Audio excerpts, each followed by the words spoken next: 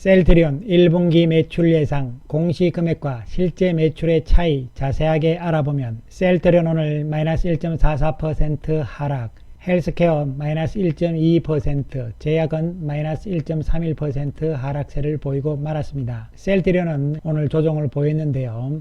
어찌 보면 자연스러운 조정의 모습으로 해석을 할 수가 있겠고요.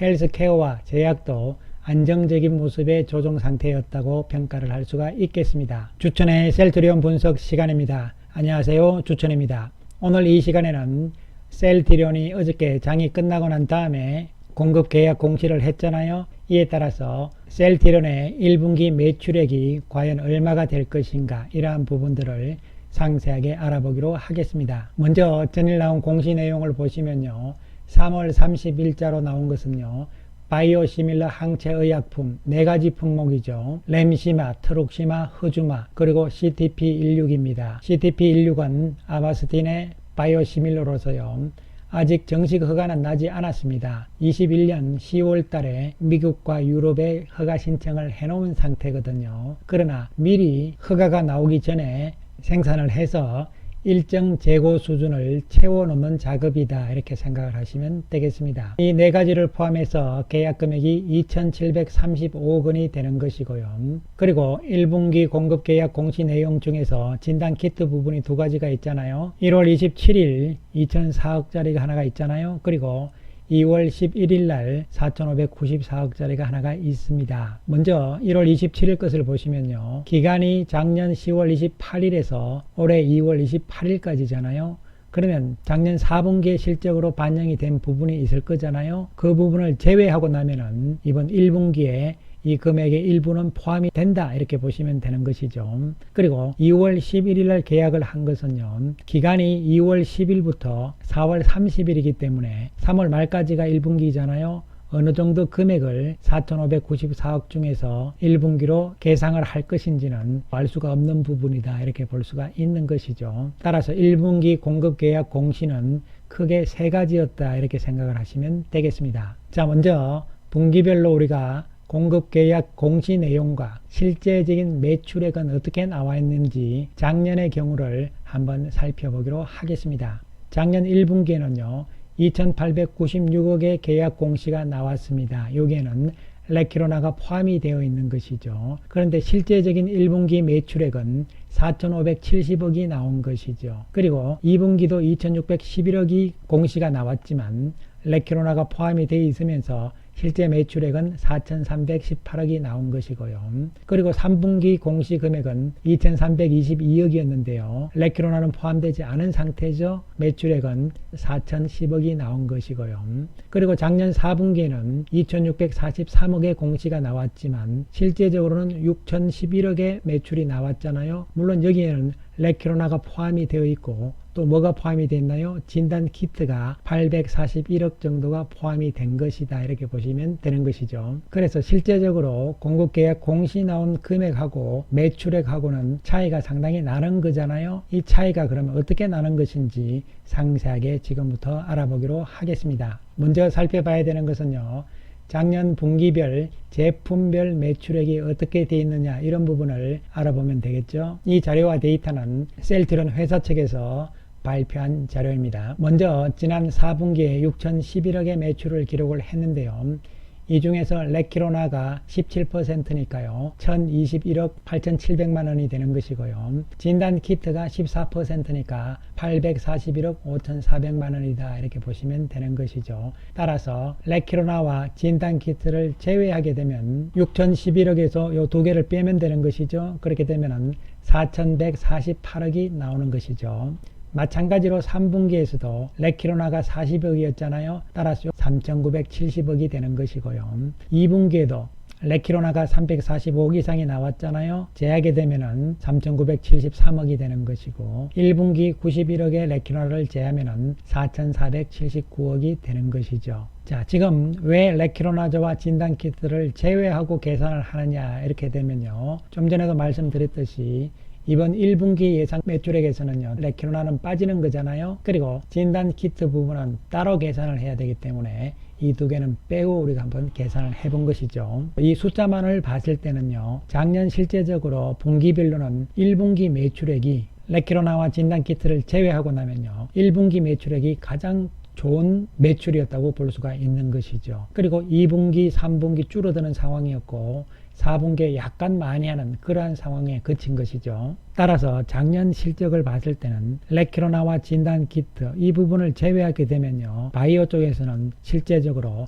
실적이 좋지 않았다고 평가를 할 수가 있는 것이죠. 자, 그 다음으로 살펴봐야 되는 것은 진단키트 부분이잖아요. 먼저 1월 27일 날 계약건에 대해서는요, 기간이 이렇게 나와 있기 때문에 당연히 작년 10월 28일부터 해서 4분기에서 회계적으로 계산이 끝난 거잖아요. 841억이 계산이 된 것이니까요. 따라서 전체 금액 2004억에서 작년에 계산 끝난 것을 빼고 나면요, 2월 28일까지니까요 1분기에 반영이 되잖아요. 남은 금액은 1163억 964만 4천원이 되는 것이죠. 따라서 1163억의 개념은 이번 1분기에 매출로서 잡힐 것으로 예상이 되는 것이고요. 그런데 두 번째 거죠. 2월 11일 날 계약건에 대해서는 기간이 2월 10일부터 이렇게 되어 있기 때문에 3월 31일로 중간에 자를 수가 없잖아요. 그리고 실제적으로 셀트리온 USA에서 3월 말까지 얼마의 매출을 올렸는지는 알 수가 없는 것이죠. 왜 그러냐면은 셀트리온 USA는 셀트리온의 100% 자회사잖아요. 따라서 이 금액만큼의 제품을 가지고 가서 미국에서 얼만큼 팔았는지에 따라서 그 매출 금액이 연결 재무제표상의 매출액으로 잡히는 것이죠. 그렇기 때문에 기간이 끝나지 않은 상황에서는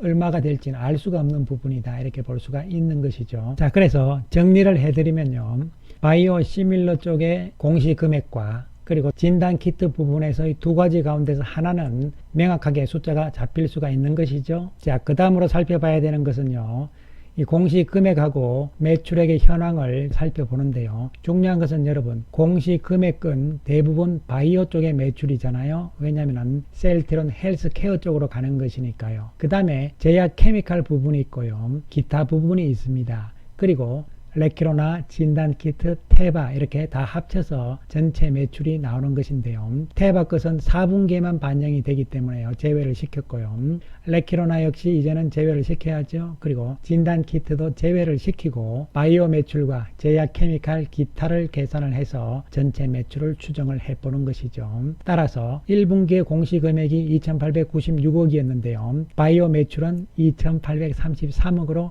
장부에 잡혔단 말이죠. 그러면 여기 조금 모자라잖아요. 그 부분이 바로 레키로나 부분이었기 때문에 빠졌다, 이렇게 생각을 하시면 되는 것이고요. 그 다음에 제약 케미칼은요, 셀트리온에서 만드는 케미칼 제품이 약간 있고 대부분은 셀트리온 제약의 매출액이죠. 즉 셀트리온 제약에다가 넘긴 제품에 대한 매출액, 이것은 셀트리온 제약이 받아서 국내에 판매를 하잖아요. 그렇게 해서 나온 셀트리온 제약의 매출액이 연결 재무제표로 잡히는 수치다, 이렇게 보시면 되는 것이죠. 따라서 제약 케미칼 부분의 대부분은 셀트리온 제약의 매출 가운데서 셀트리온으로부터 받은 제품에 대한 매출이다, 이렇게 생각하시면 되겠습니다. 그것은 당연히 바이오 시밀러 제품이 되는 것이죠.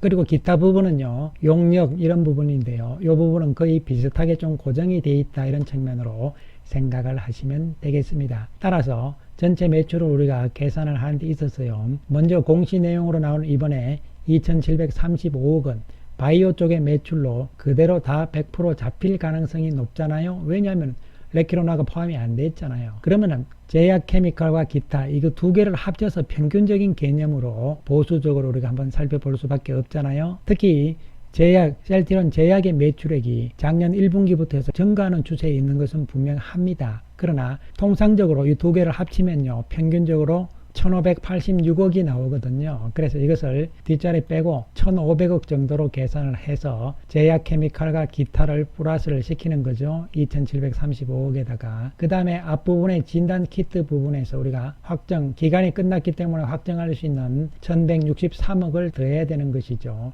그리고 나머지 하나는 기간이 아직 얼마인 줄 알 수 없다 이런 개념으로 접근을 하는 것이죠. 그래서 이것을 다 더하게 되면요 5,398억이 되는 것이죠. 그리고 진단키트 부분 얼마로 계산할지 알 수 없는 부분을 플러스 알파로 이렇게 둘 수밖에 없는 것이죠. 그렇다면 여기서 중요한 것은요 미리 좀 말씀을 드리겠는데요, 앞으로도 역시 마찬가지입니다. 진단키트 부분에 대한 매출, 이에 따른 매출의 증가세는요 주가의 영향은 별로 없다 이런 관점으로 접근을 하셔야 됩니다. 왜 그러냐면은 이것은 일회성 성격이 강하기 때문에 주식시장에서는 잘 평가를 안 해줍니다. 이런 개념으로 접근을 하셔야 되겠습니다. 이번 1분기는요 바이오 매출로 봤을 때는 작년 2분기, 3분기, 4분기에 비해서는 좋은 숫자잖아요. 본업인 바이오 쪽의 실적은 올해 들어서는 턴어라운딩 하는 과정에 접어들었다, 이러한 긍정적인 평가는 시장에서도 있을 것으로 예상이 됩니다. 그렇다면 진단키트 부분의 플러스 알파를 제외하고 5,398억의 개념은 어떤 개념이냐 이렇게 보시면요 바로 컨센서스를 보시면 되는 것이죠. FM 가이드에서 나오는 최근 3개월간 증권사에서 발표한 추정치의 평균치가 바로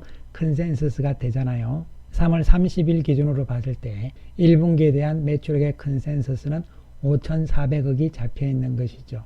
물론 이 컨센서스에는 진단키트 이런 부분이 다 포함이 된 컨센서스라고 보시면 되는 것이죠. 진단키트 부분을 제외한 쪽에서 이미 거의 5,400억이 됐잖아요. 따라서 내일부터 4월 들면서부터요 증권사들은 셀트리온에 대한 보고서를 작성을 하면서 추정치들을 조금씩 올릴 겁니다. 이번 1분기에 2,735억의 바이오 매출은 의미가 있는 것이다 이렇게 판단을 할 수가 있는 것이죠. 셀트리온 오늘 마이너스 1.44% 하락인데요. 외국인들이 170억의 매도 우위잖아요. 연기금은 39억을 매수를 한 상태고요. 오늘 셀트리온 그룹 세 종목 다 비슷한 모습인데요.